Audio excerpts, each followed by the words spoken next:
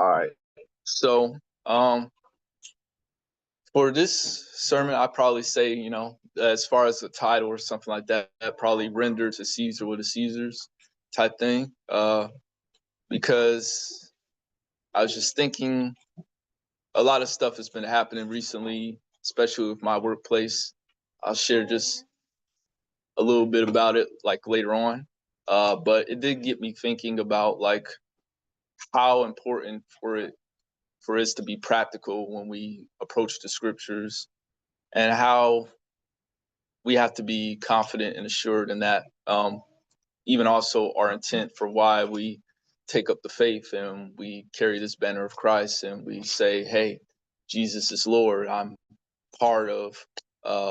I'm part of here. I'm part of. Even though I'm in here, I'm part of the greater kingdom of heaven and stuff like that. But I am still a citizen of here, whatever that is. And so I do uh, I do want to talk about. We're going to mainly be in the New Testament, so we're going to jump into that. Starting with Matthew. Go find it. Matthew chapter 22, verses 15 through 22. Matthew chapter 22, 22, verse 15 through 22. Can I also get a reader on standby?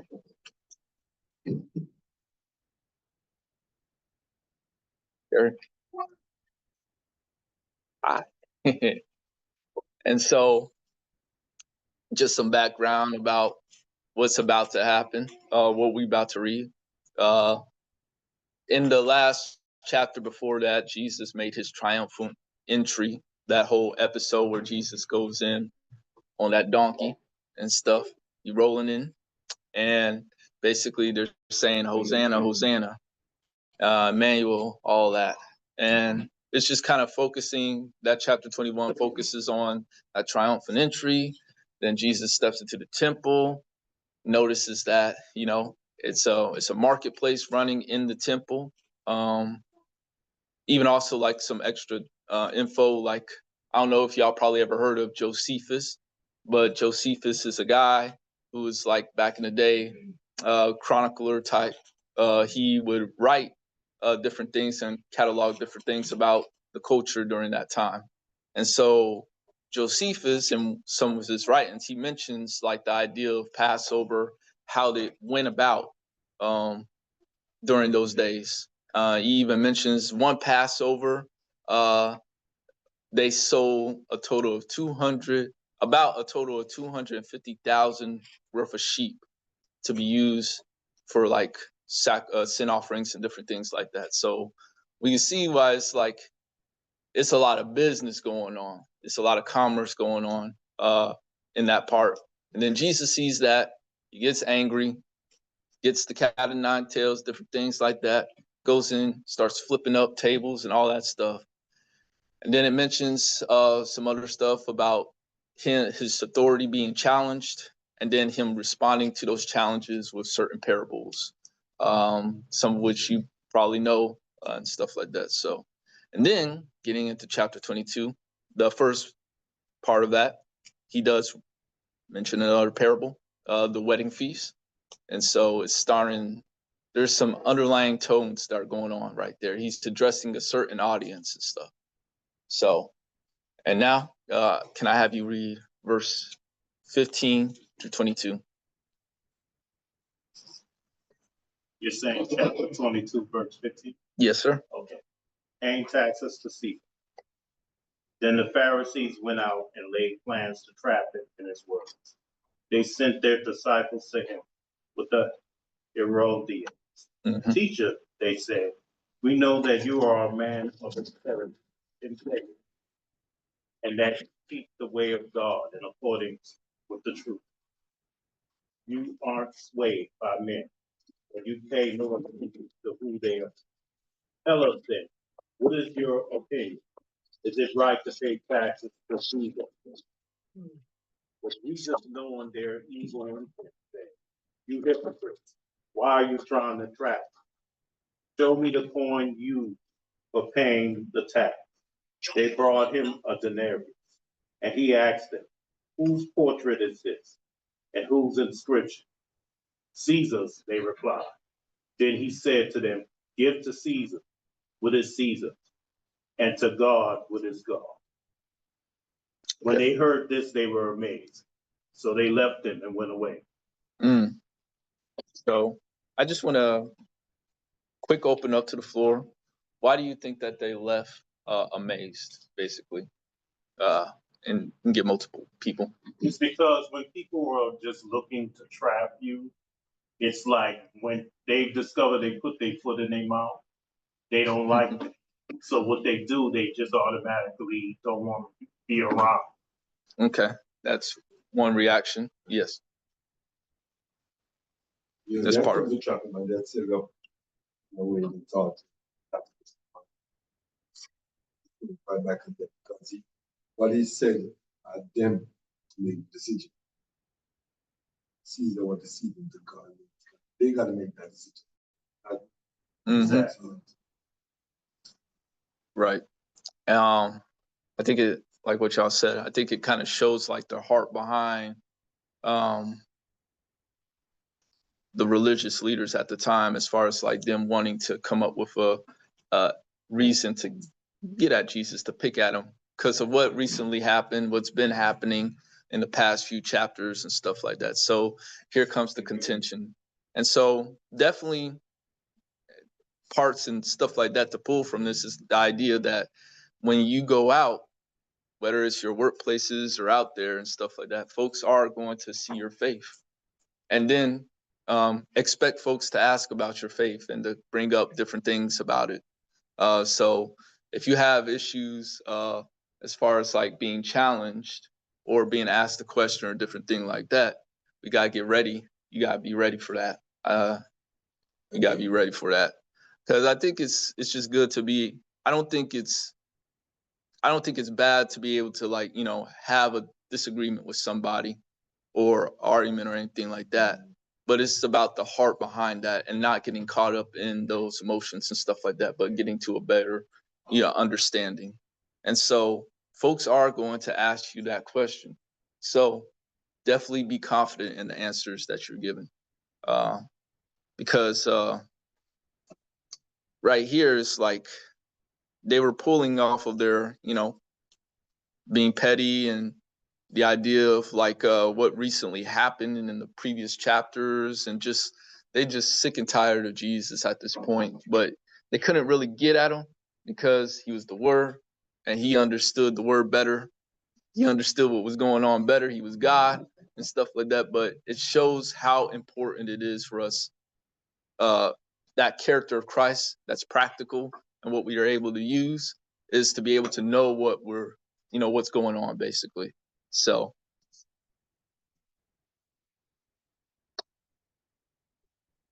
plus on top of that, I did want to point out like, another question. What do you think was the hypocrisy that Jesus was mentioning? Turn to a question. Jesus mentioned about their hypocrisy. What were some things that kind of referenced this? Like, what was part of the Pharisees' hypocrisy that Jesus was calling out?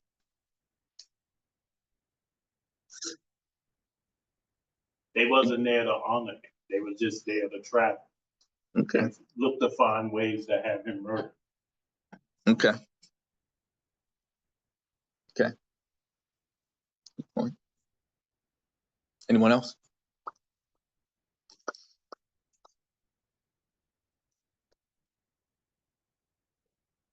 Okay. Well, In this chapter, they come to him and they're saying, teacher, we know. mm-hmm. And that he teaches them of God according to the truth.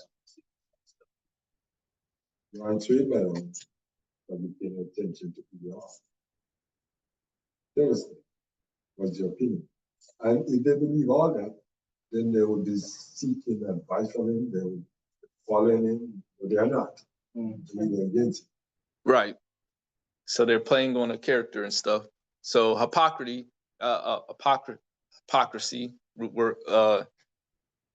can't really put it out right there, but that it comes from a Greek word that kind of references like being part of a play, you being part of an actor, fulfilling a certain role when you were, doing a play like they did back in the days. They had those stages or the amphitheaters, and so and it's like whenever they would host something, they would have those actors come up and they would play whatever their assigned role was for that given time.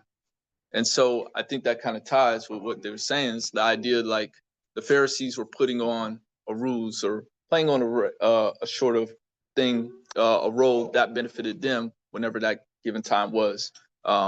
It's interesting because it's like one thing you could probably say was hypocrisy was the idea that they had the denarii that was in their pockets. At the time, a denarii, little coins, stuff like that, it had image, a rendering of Caesar. And so there's an image of Caesar's stamped on that particular denarii.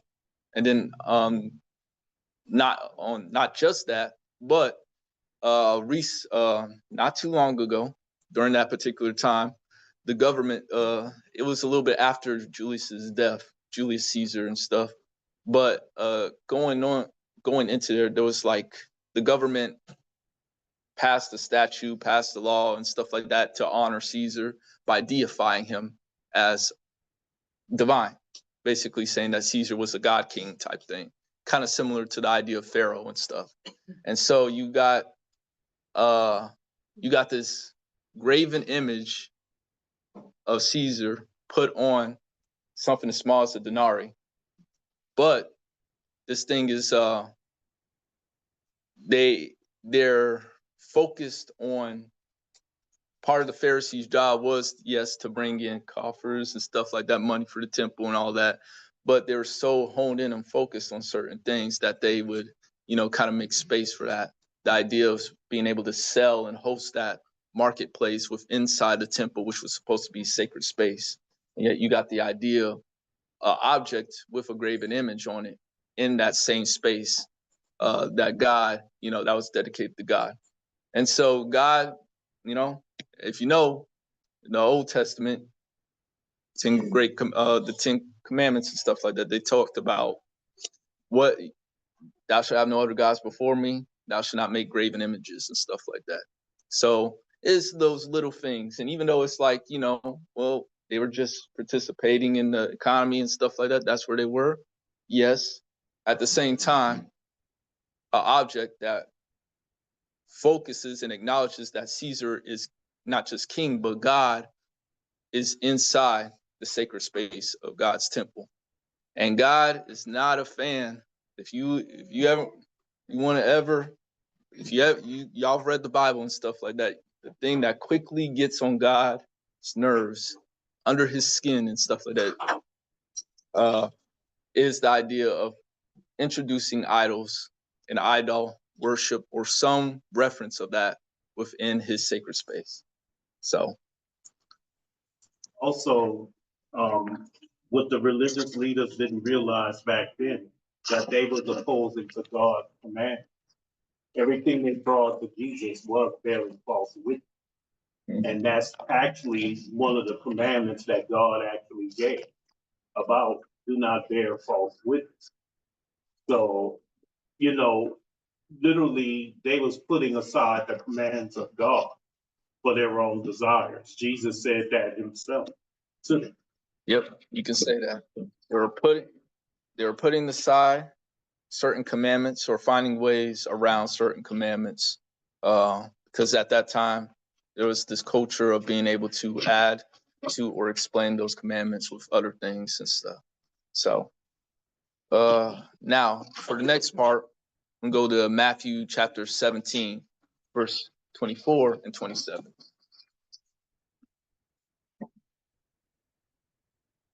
Matthew chapter 17, verse 24 to 27.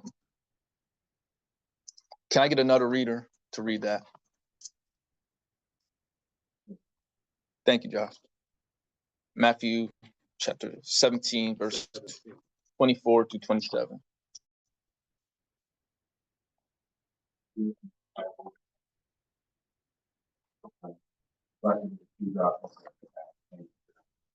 nothing to keep. So, here.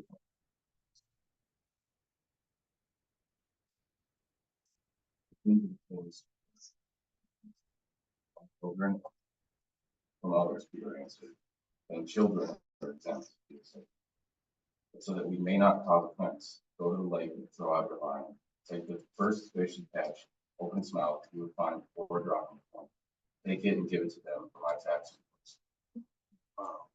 So I think this is an interesting dynamic, because it's like, so the thing about Jesus is he's the rock. One of his titles has been called like the rock of offense. I'm sure y'all have heard of that. And so Jesus is he gonna say something and it's gonna rile you up.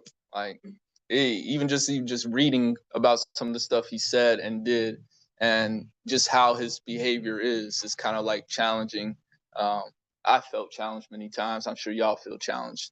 But it's like he's good at doing that. It's like, and so at the same time, as disciples of Christ, you might be in those situations where you might have to offend somebody.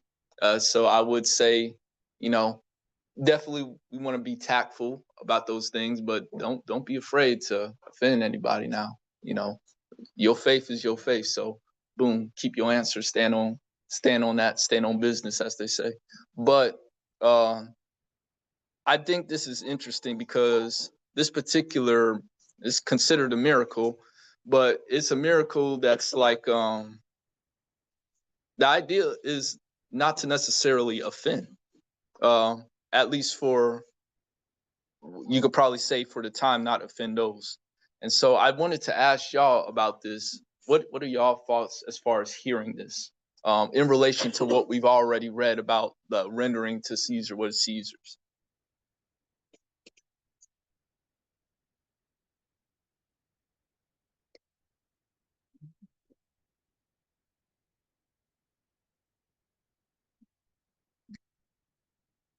The Lord was not a people pleaser, but he really didn't want to offend them. So he answered in that way of the miracle that happened. That's how he answered them with this situation. Okay. Got more? I don't know why Drake McCoy was from charging, but it was part of the human life. And I think Jesus is saying, but he spoke before Peter came. He had asked Peter, and Peter didn't, I don't think Peter even thought about it. He just said, yes, he does. Yeah, I don't think Peter had the money to pay out Jesus. It doesn't matter, because he wants everything. He's the one. And showing people that we can get money anytime. Just go through the line. First fish you catch, you'll do. So, but he's obeying the law now. The mind there when he was going to be baptized. Be baptized, and you come to me. Yes. I think Jesus always tried to. Okay. Mm-hmm. And then Frank.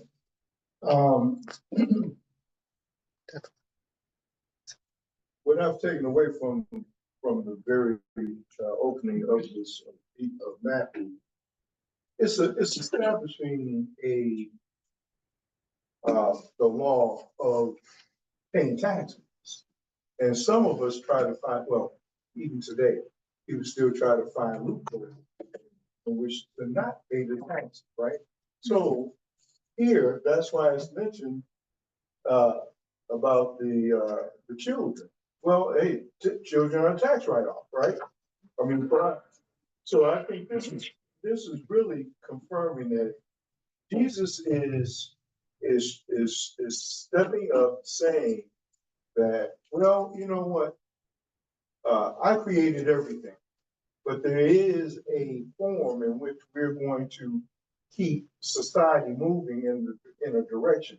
Everybody has to eat. You have to have infrastructure. You got to have all these other things, and the only way to achieve all these things is through paying taxes. So I think that Jesus was more or less saying, hey, bro, pay your tax. Mm. You know, instead of trying to prove it. Mm. I think that in this, earlier in this part where the disciples asked, why not cast them out? And this, we read down here, Jesus setting up, like she said, setting up everything, but it's also showing that while setting everything up, of course, someone's going to try to find a loophole, but everyone sins, you don't cast them out on their first, mess up, where we have that, my children have to learn before they, no matter what. You gotta learn before just because you mess up, you don't instantly get cast out.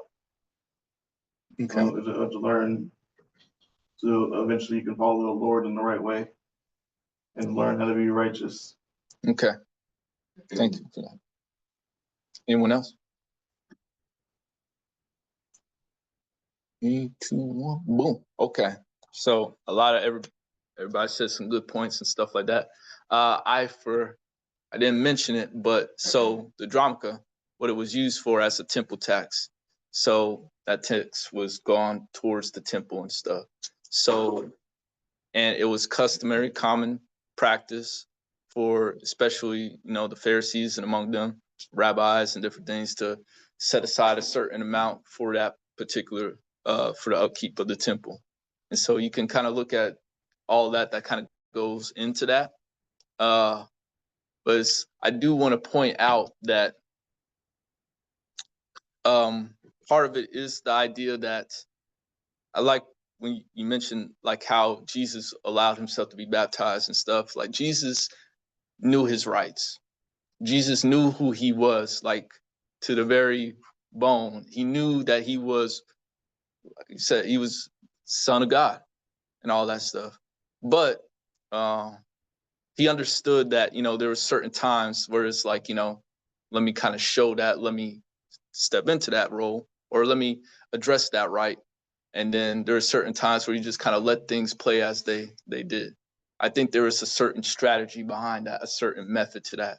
And so I think that's for us to be able to kind of like, when we look at the scriptures and we see and study Jesus's behavior, we have to, one question that we should ask ourselves is like, what was Jesus's strategy, or what was his intended purpose at that particular time? The purpose of his ministry all the time. And then how did his behavior, how did this decision help benefit that? Because he is a man on a mission, like currently right here.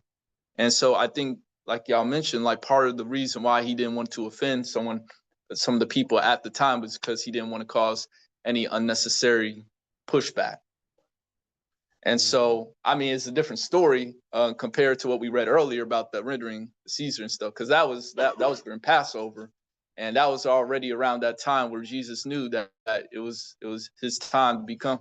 His time was coming, and so at that point, he gonna do what he gonna do. He gonna offend who he gonna offend. But this was an earlier point, and so it just kind of shows that it's important for us to consider whenever we consider ourselves as part of the kingdom, to understand what our rights are and how we can best use those to kind of like push forth the gospel. You do have power, you have rights, you have responsibilities that also are tied to those things.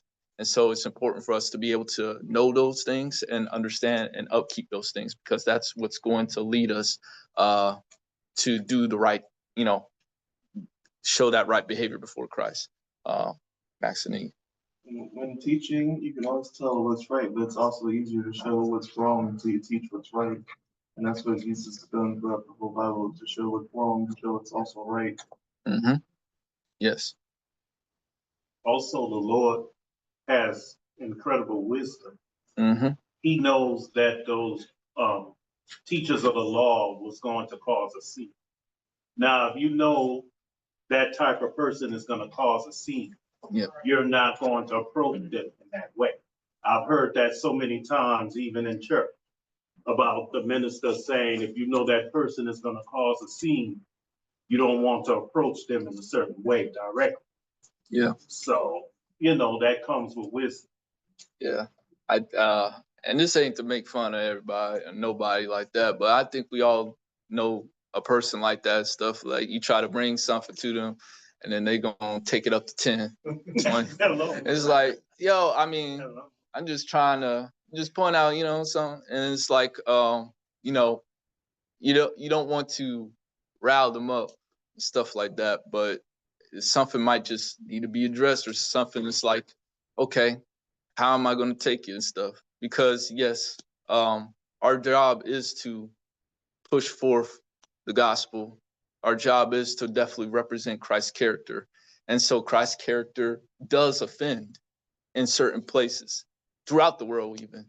So that character, if we are claiming we want that, we're going to exhibit a character of reflection that is going to offend folks. But it also is good for us to understand folks, understand like why the world the way it is. Like, you know, like somebody, I know it's happened to me, like, how you, so like, I know I've been told that I kind of talk white in a sense. I know some of y'all probably have gotten that before, but it's like, you know, because when I was younger, my mom especially, she pushed forth like a whole, she was very disciplined, being military and stuff like that, and my dad too. But they pushed forth the idea that you need to be, you know, when it comes to school and all that type of stuff, you need to be on your studies and stuff. And so I didn't really, I mean, if I were to clown around in class, it's like, you know, that wouldn't have been good for me. And I understood that as a young age. So, you know, what I did was in order to survive, you know, I, I focused on my studies and I made the most of it. You know, did I talk, you know, sometimes during class? Probably, but, you know, I found a way to, you know, not get in trouble. But not saying that y'all need to do that. But what I'm saying is that it's important. Like sometimes folks are brought up a certain way. And so because they're brought up a certain way, they develop those habits. And then so they talk to folks like, you know, and that's not everybody. Not everybody has that experience. Some folks, my friends and stuff like that, they didn't necessarily see the benefit of like, you know, kind of being so attentive in class. They're they probably were focused on other things or they saw benefit in other things. And so that was their focus. And so sometimes when we were taught, it would come off like, you know, oh dang, kind of sound a little too proper type thing. And so, you know, those different things like that. But you know, that takes understanding that. And that takes like knowing that those things have a purpose, and stuff. Because you can be able to, whether it's like the idea of being able to reach somebody who's, you know, from a different class, if you want to say, to reaching somebody who's just every day. You meet them, you talk with them, you can converse with them and get to know them because it's just they're everyday person. Um, and so I think those types of, you know, just stuff like that when we approach the scriptures, like kind of seeing those little things that kind of make these scriptures alive for us. So, yeah. And then one last set of scriptures to speak on the whole citizenship type thing and kind of circle it all back together. Acts.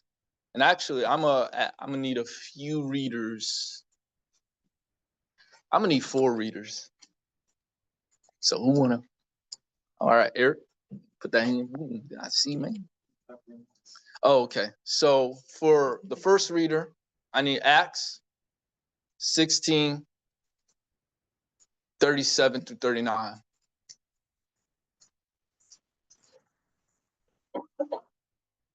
For the second reader, who's second reader? Who's second reader? Okay. We're gonna make it work.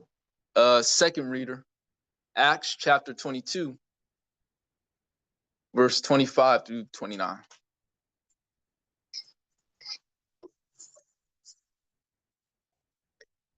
Can I get a third reader? Ernest, third reader.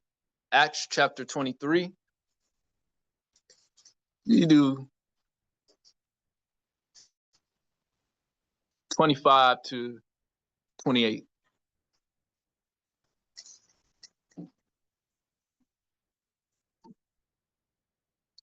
And my final reader is Marisol. Acts chapter 25, 10 through 12.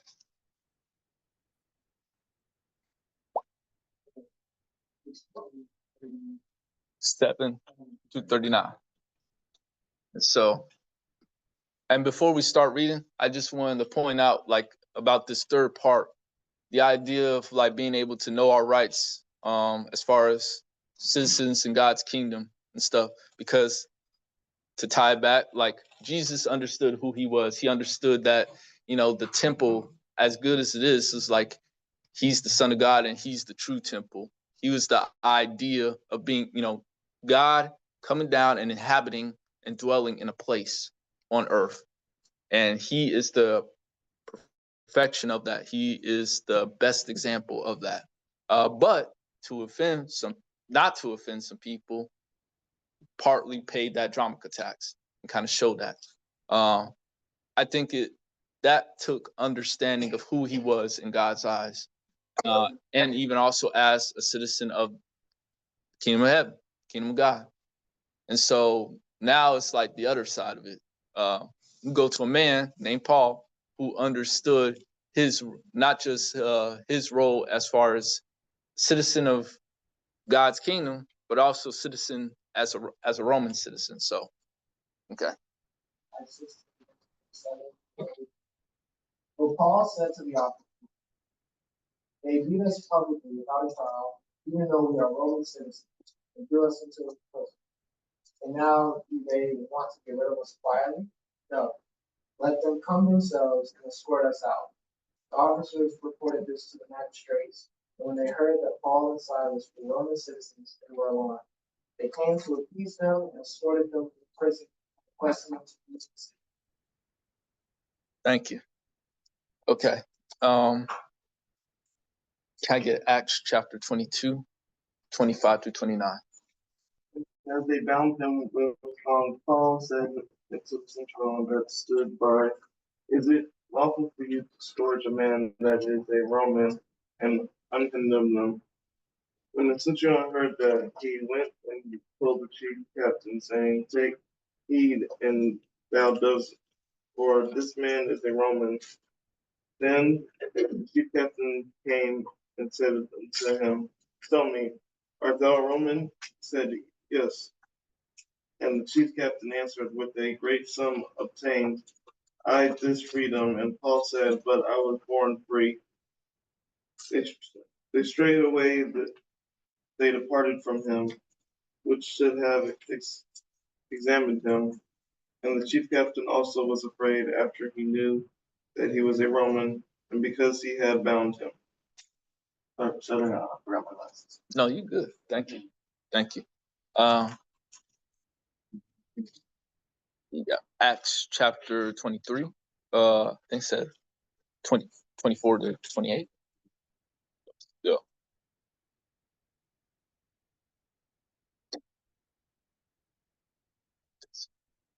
It says, 24, it says, provide horses for Paul, so that he may be taken safe to government.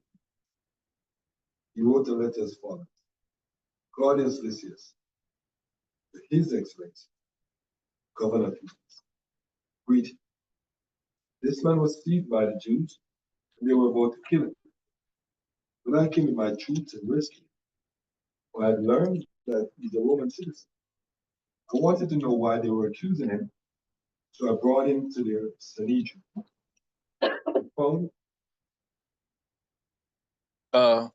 Keep reading to 30.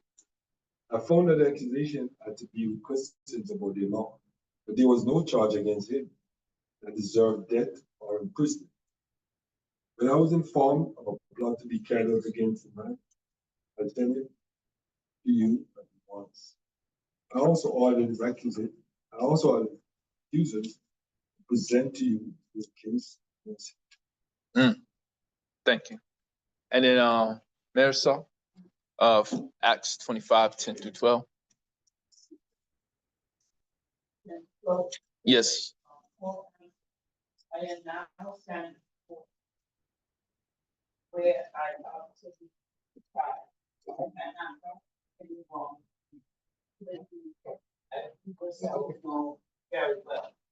It's not evident I am good of doing the serving that I do. And that is God. They think brought against me by this do, and no one has the right to stand over them. I appeal to you. After that's with this council. He said who would go. And so what we just read or went through was just different instances of Paul using his Roman citizenship to further the gospel of Jesus Christ. Even also just furthering the influence of the church at different places, bailing himself out when he got locked up. Even also just appealing to his Roman, like a Roman official, as far as like on a certain matter, so he can get help, or even also exercising his right to meet with Caesar, different Caesar at the time, just the top. So I think right here, this is important for us to be able to see that we can do this. Not only can we do this, but it's probably important that we should do this because not only does it help push that, whatever Paul was trying to accomplish according to like being led by the Holy Spirit, but it even also helps him get out of certain situations that it would have been tough for him had he just gone through with those situations. I think that kind of just shows that even when it came to like the whole idea of rendering to Caesar what is Caesar's, in a sense, to try to flip that meaning on it, it's like the idea of like, okay, if you know the law of the land, the laws of the land and stuff like that, you know how to be able to use them and how to be able to address them when those time comes. Is it tough? It probably is tough, yes. But it's necessary as you being someone who's, this world is not your home. And you being someone who's just passing through, but you find yourself, whether it's here or any other place, whether you have citizenship at, it's like how to be able to move and maneuver through those lands, but no, how to use that citizenship for your benefit because it's your right to do so. Jesus could have exercised that right as someone who was one with the Son of Man, one with God, being the Son of Man, but for a certain purpose, like we talked about, he decided to not offend those who paid that temple tax. And so I think that's important for us to be able to grasp, and even also it's something that was able for us to like be able to practically use. And there's more scriptures and stuff that talks, it mentions how Paul may have used the citizenship or how it may have influenced him, influenced certain things. I think in Acts chapter 21 that we just read, it also mentions like how he was a citizen of Tarsus. And at that time, Tarsus was like a city, it was like a free city. So if you were born there, you will receive your citizenship there, like natural birthright citizenship. Boom. But to kind of like start to close on this, if you, I'm sure y'all got y'all notes and everything like that, but if there's two things I would say that are key as far as what I wanted to just stress with this sermon today, It's just the idea. The first thing is like, we have 2 citizenships, some of us probably more, like Paul. But it's important for us to entreat with God on how we should use those legal citizenships to push forth the purpose of our greater citizenship, the kingdom of heaven, being part of God's body. And I would definitely, tell y'all to consider Luke 4 and Matthew chapter 28, as those are certain things where Jesus is kind of explicitly like referring to the purpose of his ministry, or even giving us commands as far as like to go make disciples of all nations. And I think those things are a link to what we are supposed to do as representatives of Christ here, as ambassadors. But it's important for us to be shrewd as snakes and innocent as doves. So, Amen. And the second point, and I think this one's a little bit more subtle, but just as important. And Matt kind of hit on it, like the idea of like learning from mistakes that we've seen and get pointed out. But it's like we must avoid the traps of the Pharisees and the Sadducees if we want to show a greater righteousness than them, especially one particular one. And that one particular one I want to say is the idea we have to be careful of how different ideologies or different influences can inform our beliefs, and how that can cause or change, how that can affect us as far as how we read and use scripture. To talk about it in full detail goes beyond the scope of this sermon, so I won't address that, but I will kind of tell a little bit of a, point out some things and stuff like that. I'll point out 2 things. A friend of mine, some years back, he was going through seminary. He was through seminary at the time, and we were having a conversation, and he gave me a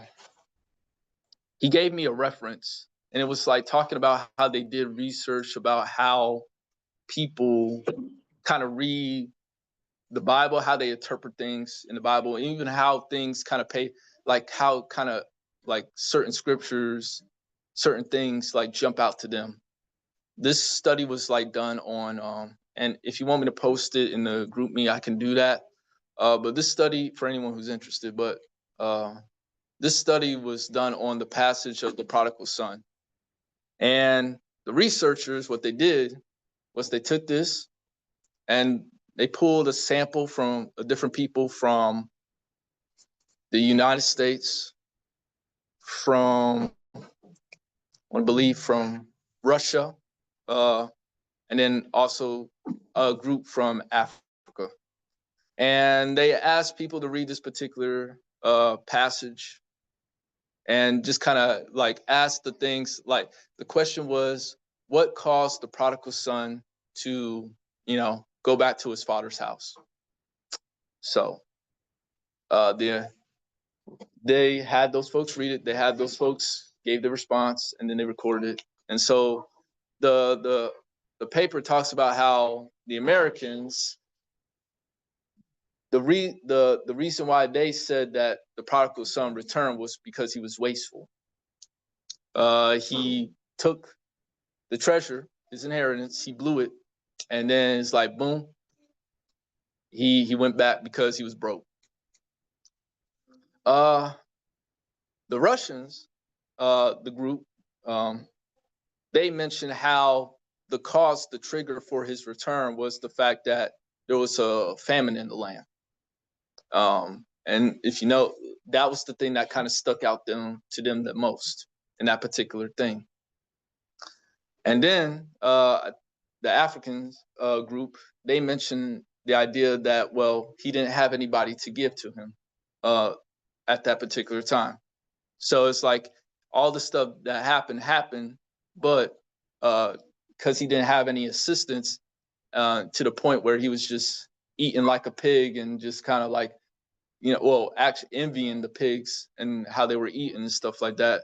That was the trigger for him to kind of go back, because he didn't get any help. And I would say that this, like, the idea behind that is like not to just it's not to point out who was right or who was wrong, because there are verses in that story that kind of point to where everybody was talking about. It's the point where it's like how our perspectives and different things like that can change how we see things in the scriptures and what we point to. Especially like the idea, like how, uh, if it's like just whether it's the idea of growing up in America and certain things being kind of like a focus on money, whether it's and how you use it, whether it's the fact that you've gone through a famine in your land, your homeland and stuff. And so you know how powerful that is and how that can affect what you have and what you don't have. Or whether it's the idea is that it just seems like you're growing up in a place that's, there are resources, but it's hard to access them. And so around you is nothing but scarcity. And so I wanted to say that to say, consider what you read. Consider also how you grow into that. I feel like the Pharisees, how they made their mistake was just the fact that they didn't want to understand people's viewpoints. They knew what they were going through in their viewpoints, but they didn't consider the other side as far as like meeting to the people and help bringing the people closer to God, but instead trying to keep them away.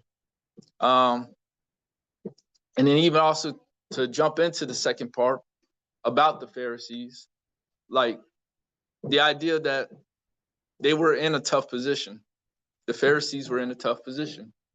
They had to kind of manage some of the expectations with the Roman government and all that, but they also had to kind of help the people and then bring them closer to God. It was just how they went about it over a certain amount of time is what caused them to kind of fall into certain traps. Whether it's the idea of trying to use the law to kind of capitalize on certain situations for them, or dressing up, knowing the commandments and stuff like that, but also adding more to them and taking away certain things and kind of going from there. And so I think that is a trap that we can easily fall into, especially as we read the scriptures, as we take these things in, and as we talk about them. It's important for us not to end up in that situation or end up in that mindset where we find, the same mindset that the Pharisees had when they thought it was a good idea and it was right to put Jesus on trial and then put him in a rigged trial at that. And all that being led up to the fact that he crucified himself. The Jews played a role in getting the Roman government to crucify Jesus. And so we know that it had to happen. Jesus had to fulfill and become the ultimate sacrifice, but it's still not a good look to be on the wrong side. And Christ called us to have righteousness higher than that, higher than the Pharisees. And I think that's more than just knowing every single law, statute, or verse in the Word or the Bible or the Torah or whatever. But I think also the more important thing is also understanding the heart of it all and understanding God and how he set up his covenant with man, and then how Christ plays a role in that and what was God's intent in that. So we don't find ourselves going against God.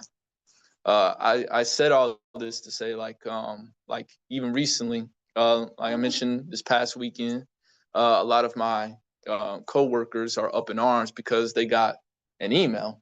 And if you probably follow the news and stuff like that, but it's like,